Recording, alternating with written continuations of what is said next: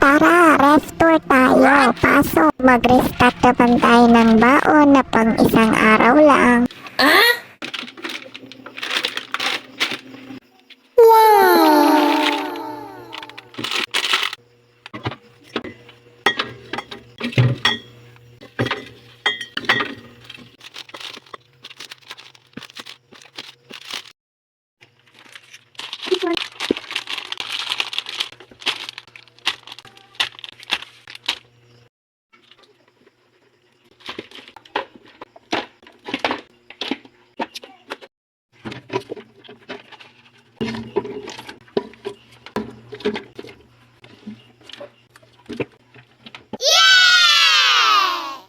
Buti naman at may laman naman siya. Lagi kasing wala.